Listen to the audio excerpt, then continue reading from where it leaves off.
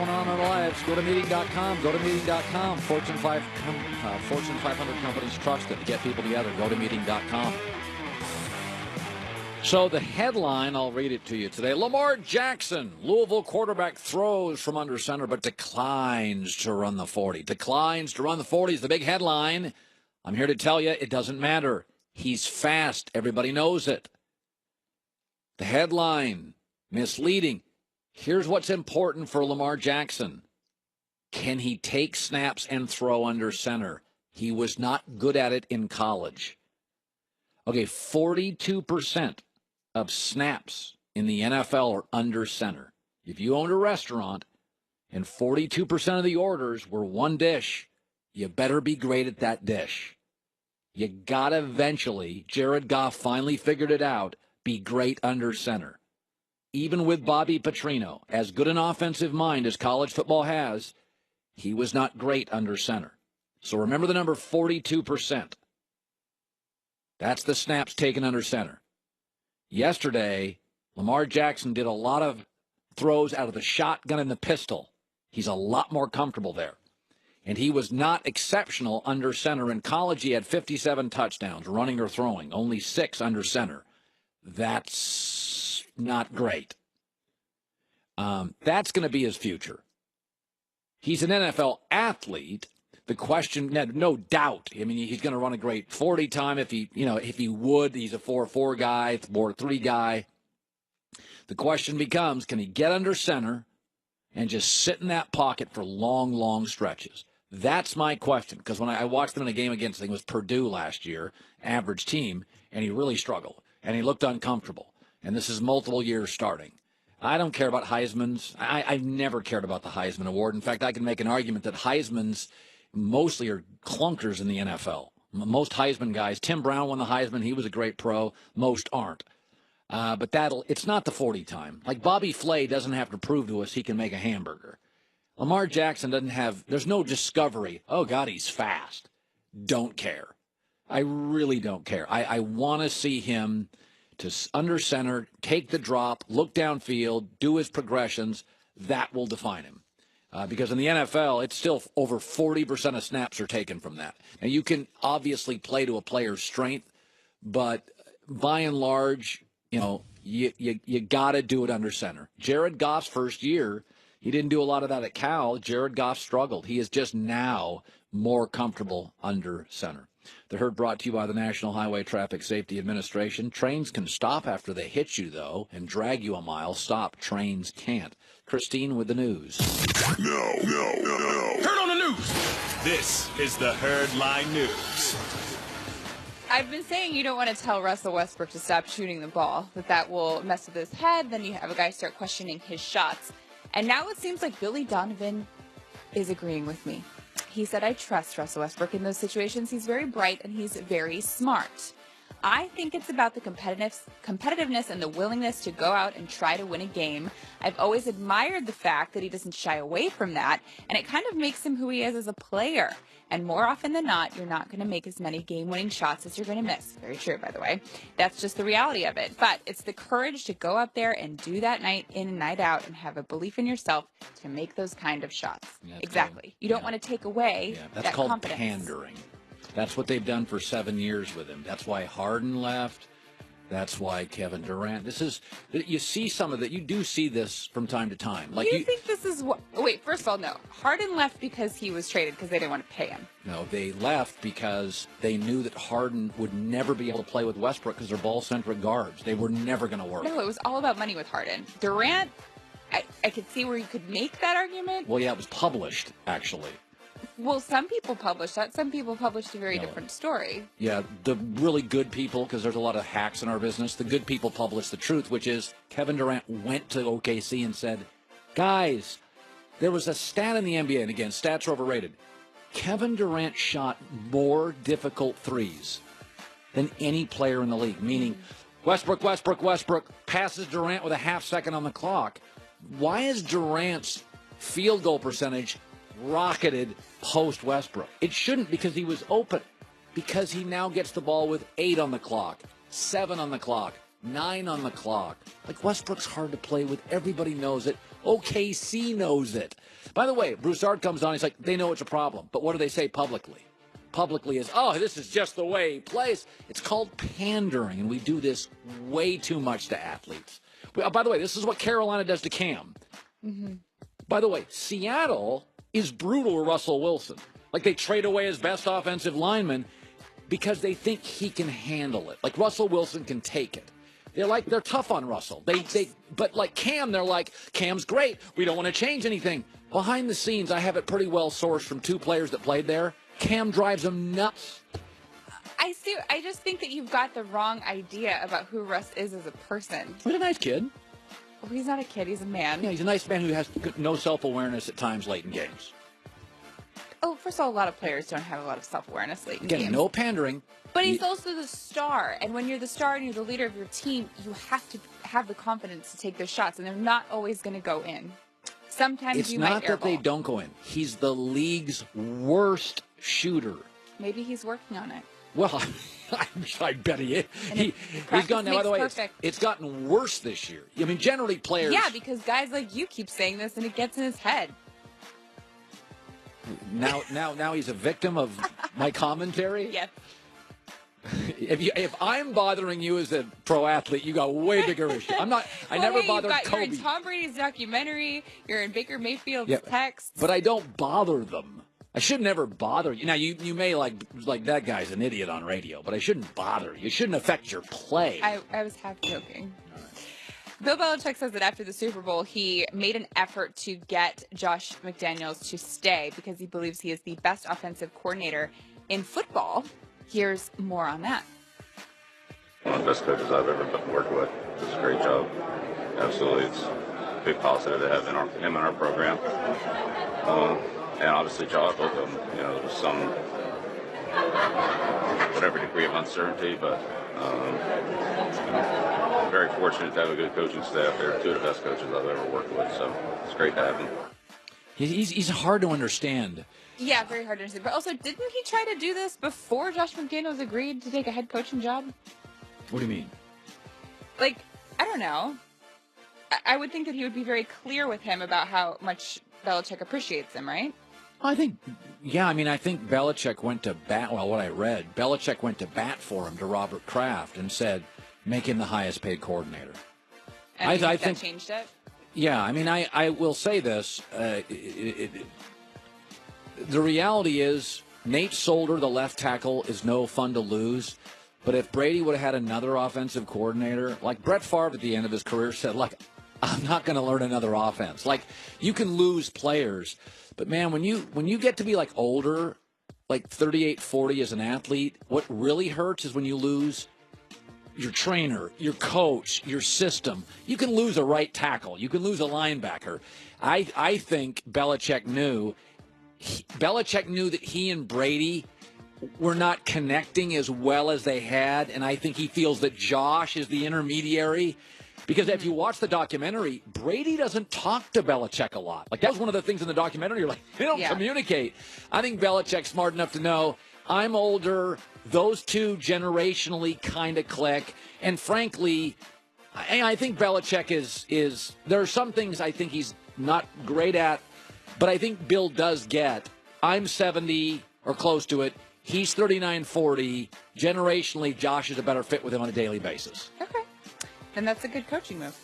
And finally, the biggest signing of the offseason, Giancarlo Stanton made his Yankees debut. He had 2 home runs against Toronto. Yeah. So here is Stanton and Aaron Judge after the game yesterday. Get that first one out of the way early, and just can stop worrying about it. So it was a great day. We got 10+ hits. We put it on them. I think they only got 2 hits. So, it was a good day overall. They're both kind of the same, just wow. It's just impressive to see that firsthand and, see his approach. He's taking a couple good hacks off those guys and score one up like that. It's fun to watch. That's all I can really say. They're going to get huge. They're a combination of a big brand and home run hitters. Like this is Ruth Gehrig, Mantle. Like, the Yankee brand is winning and home run hitters. They're going to break every regular season baseball record in the last 15 years. Should we break that down right now? Let me tell you something. Fox has the World Series. Yes. It's going to be good, and you want the Yankees to be in it? Can I say this? I have in full confidence. We would enjoy the Yankees in the World Series. It would be Yankees. Anybody would be great. Yankees, Dodgers, Yankees, San Francisco Giants, Yankees, Cubs. Yankees are going to shatter playoff and regular season TV records. Well, this year. if it goes like it did yesterday, there's a very good chance of that happening. By the way, did you hear Tui back here? He's like, wow, he looks good in a Yankees uniform. Who's that? Tui's Giancarlo? saying No, it's tough for me to admit that, but he really Look how does. big he is. Dude, these guys are just Yeah, he's huge. huge, like football. That's why you hit home runs. Yes, big, You're strong huge. dude. Christine with the news. Well, that's the news. And thanks for stopping by. The Herd Line News. Let's bring on Reggie Buss, 11 NFL seasons, drafted number 2 overall, USC, Super Bowl champ with the 2009 Saints. By the way, if you go back to your last year at USC, you're leaving USC, you're getting ready for the draft. Okay, you did the combine and all this stuff. Were you watching TV during this process and all the talking heads like me and the speculation? About the Were you I was- watching it? Of course, yeah. Of course, you're watching it. Yeah, I watched all of it. You just wanted. What did you make of it? Mario Williams went 1, you 2. Well, see, that didn't happen till the night before the draft. What do you mean? So the Mario Williams going number 1. So up until that, everything was me going number 1. So it wasn't until the night before when Houston did the deal with Mario Williams, then that became official. Okay, so before then, there was never any talk about Mario Williams going number 1. and so did it bother you? No, it didn't. I mean, at first it did bother me because everything that I heard from Houston, Charlie Casserly, the coaches there, everything was that we're taking you number 1. And actually, in my combine, I didn't interview with any other teams because they Except Houston? That's it. Houston was the other teams wouldn't interview me because they just knew and assumed that I was a shoo-in for number 1 pick. Wow. Yeah. So, yeah. But you inhaled all this stuff, though. I did. It was my first, and I'm glad it happened because it was my first introduction to the business side of football. By the way, you had a very ballyhooed, very celebrated college career. So this time for you was the first time anybody was ever critical. You probably heard, he's a little small, Yeah. kind of a home run hitter. Right, yeah. Reggie doesn't run between the tackles. So you're Right. sitting there on your couch, and for the first time in your life, you're not the Yeah. golden boy. They're poking you, and how did that land? It was tough because, obviously as a natural competitor, you feel like there's nothing I can't do. You know what I mean? Just put me in any situation, give me an opportunity, and I'm gonna excel. I'm gonna succeed. Right. So, I heard all the negativity, the criticism of to whether I was too small or I wasn't every down back, and I have to be splitting time with another back because of what I split time at USC with Lindell. So that kind of followed me up until the draft. The Saquon Barkley, we'll look at some footage of him. I have said there are similarities where you're both what I would call home run hitters, Yeah. get you in space, speed, make people miss. You put your head down in college too. Do you see the similarities with you and Barkley? Yeah, but he's just bigger. He's a bigger running back. He's like 230, something like that, and to be able to be that agile, that explosive, he can make people miss. As you're looking at it right here. It's easy for him, and to be able to do that at that size, and then that's special. That's a special gift, and that's something that is very hard to find. This, a lot of times a running back. So he's a once every 5 to 10 years guy, I'd say. When you at college, I don't remember you getting popped much. Do you remember your first time in the NFL that you got? Yeah, I think everybody does. It was You do? the Philadelphia Eagles playoff game. What happened? Where Drew Brees he kind of laid it up there in the air, and it was a zone blitz that ran. So anytime my hot read was if a linebacker or anybody blitzes off that edge, you were the hot read. So Drew's going to throw it to me right now. So obviously they schemed it perfectly. And I remember this. Yes, of course you do. I don't know everybody. You got remembers drilled and pushed backwards. it. Yeah, it was a little bit more than push backwards. My head hit the back of the ground, and I got up and then went First right time back in your down. life you got really smoked. That was my first big hit In your life? ever. High school, Yeah. college, pro. High school, college. That was my first. That was the biggest hit. Sammy, do you have it? You have it? Sheldon Brown. Yeah, it was Sheldon Brown. Did it knock you like stars and stuff? No. So what happened was the hit didn't really affect me because I jumped right back up. Yeah. But when my back hit the ground, it knocked all the wind out of my stomach, so I couldn't breathe. So the hit was fine, but when I got back up, it hadn't really registered in my brain yet that I couldn't breathe. So I had to go back down to the ground and try to get That's some even air. worse. I'm good. I'm good. Hold on, I gotta go back down for Hold a on 1 second. second. Give me 1 second. That's funny. So yeah, it was worse. What do you make of, I've said this, and it's kind of the harsh reality of the NFL. You want to use the player before the player uses you. Yeah. That you have to get rid of guys a year early. Most guys who leave the NFL can still play. Yeah. But they get tired of the practice, and nobody wants to pay you guys. Yep. I look at Gronk, and I think the Patriots have squeezed every ounce out of Gronk. 100%. And I mean, so if more than the ounce. Yeah, They and squeezed so everything out of him. my thing, if I was New England, I'm like, man, pigs get fed, hogs get slaughtered. Yeah. We'll let him go. And that's not a knock on Gronk. I still think he has 2-3 years left. I say 2, 3 max. Do you think he knows that? Did you as a player know it's not the same? Yes. Yeah, I knew it when I was in San Fran, and I popped my Achilles, and nobody touched me. I was by myself, and that's when I knew, okay, this thing is and you maybe, got I might tired of be the done. rehab. Got tired of the rehab. Just got tired of going through the process. The same thing with Gronk, man. This guy has taken such a beating throughout his career that, and he's such a big target, which is why what makes him special too, because he can maneuver. He has good hands. He can do everything that you would assume that a smaller tight end can do. But he's doing it at 260 maybe. So he's such a big target, and every time he gets injured, it's not a little injury. It's a big injury. I was telling my wife this the other night. She said, "How does Gronk get hurt all the time?" And we were talking about this. It's a big target. I said, it's like skiing. Yeah. When Gronk falls, he's Yeah. 6'6". Right. And I'm like, so Gronk catches it. Yeah. Nobody wants to confront him here. No, nobody. They go legs. Yes. So he goes Yes. bang, bang. I'm like, do you know the weight on what's always hurt with Gronk? Shoulders, and knees. So it's like or concussion. The bigger guys. Yeah. Like Darren Sproles falls that far. That's no knock on Darren. It's but not. He doesn't have a long way to go. Yeah. So I want to ask you, Brady and Belichick have some tension. Yep. And, Breeze and Peyton are similar. They've got Super Bowls, both Hall of Fame players, coach. Yep. And I've said this, like, marriages ebb and flow. I mean, I've been married a while. They ebb and even a good marriage ebbs and flows. You got to have some therapy, you have some arguments, you have your bad weeks, you have your great times. Brady Belichick was just bound at some point they irritate each other. Of course. So you were around the NFC version of Brady Belichick. You were around genius offensive coach and Drew. Did you ever see them wear each other out? Because Peyton can bark, right? Oh, for sure. Sean's 100% intense. he can bark. Especially on something like Sean is very bipolar.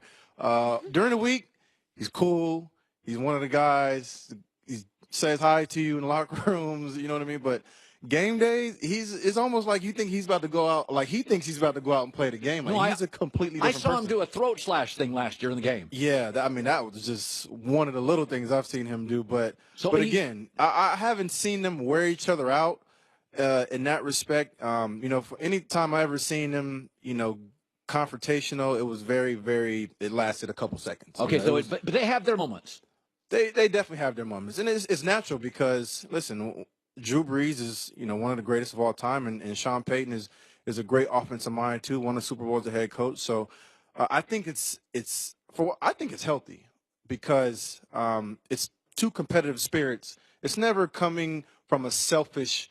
From a selfish nature. It's not personal. No, it's not personal. It's competitive. Did Pete Carroll bark at Leinart? Yeah, for sure. Yeah, I saw Pete Carroll bark at Leinart for sure sometimes. Yep. Yeah, because Matt's nice. Matt would just sit there and take it. Probably. That's him in this setting, not on a football field. It'd Is be Matt fun. nice on the field? Is Pete a barker? No. He's not really a barker. He's not a yeller screamer. Pete comes more from the energetic. Let's have fun. Let's enjoy this. Let's chest bump, talk trash. That's more Pete. But I've never seen Pete just go off and just start yelling at everybody, anything like that. It's not in his nature. It's not his character. That is not. In fact, Carson Palmer told me a story once. They had a really bad half, Yeah. And Pete came in at half. You may not have been here yet. It was the first or second year. And Pete said, guys, he turned on music and they danced at half.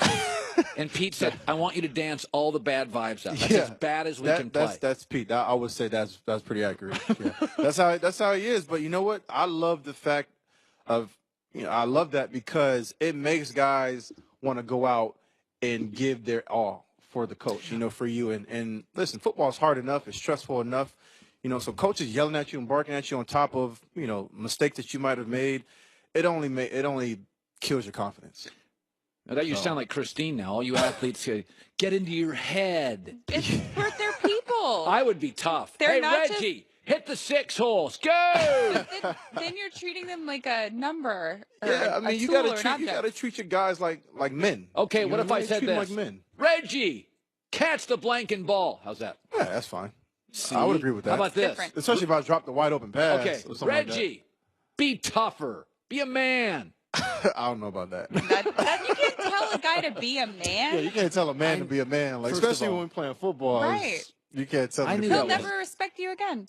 I knew that was not going to be great. You can't do that to a guy. No, you Not can't- from you other guys. Yeah, you also No. can't tell Russell Westbrook to stop shooting the ball. I can tell him in to stop games. shooting threes. Hoy, yeesh. Whoa, you can't tell Russell Westbrook Oh, to stop come on. shooting Thank threes. Come you. on, man. Reggie, You can't do that. That's the what I dude said. averages triple doubles. Like, Okay, you can't you're go out Russell telling him- Westbrook. Okay, I'm Billy Donovan. You're Russell Westbrook. Okay, Russell, don't shoot threes. You're awful. no. Okay, how Not gonna about work. this? Not gonna work. How I'll about keep Russell? shooting them. Russell, I really like you as a player, but there's this line: don't shoot out of it, shoot within it. Is that condescending? Well, he had a couple bad shots. Or I'm assuming you're referring to the game winner or to tie the by game. Okay, look at this. We have the video of Reggie getting hit by Sheldon Brown. Roll the man, tape here on we this. Devastating. Here it is. Hold on. Look at how you gonna lob the ball up in there in the air God. like that, bro? Come on, man. First of all, why are you lobbing the ball in the air? Come on, Drew. What you doing, man? Put some zip on the ball. Oh my Lord! Could you sense you were going to get popped? Hell no, I didn't know I was gonna get popped. I How bad did that thought I hurt? was my- wide open. That is unbelievable. Did I you thought go it to was- Drew Brees and say, "Bro"? No, actually, Drew came to me once I regained my breath and I could breathe again. He came to me. He was like, "My bad. I'm sorry." Oh, Yeah, right. That's what it. does that feel like? Oh that? God, bad. Well, I'm telling you, the hit didn't phase me. It was me, my back hitting the ground and knocking the wind out of me. Oh my God. Which is what was that's what hurt the most. Have you ever been you ever had the wind knocked out of you? Yes. It's to me it's the closest near death experience without actually dying. Because you're like, Cause you can't breathe. Like Yeah. suffocating to me is like Dude, I cried. That's like my worst 8th nightmare. grade Like I don't want to football. suffocate and die. I fell on the ball like 8th grade and I cried. I did. I didn't know what to do. I couldn't this breathe. is a huge grown man so coming at you. I'm not even gonna lie. So when I went back down to try to regain my breath, God. as I'm crawling to try to breathe, somebody comes up to me and is like, "Hey, are you okay?" And all I could think about was like it started getting blurry, and I was like, "This is it. Like I'm gonna die right here on the football field." Aw, as you're crawling.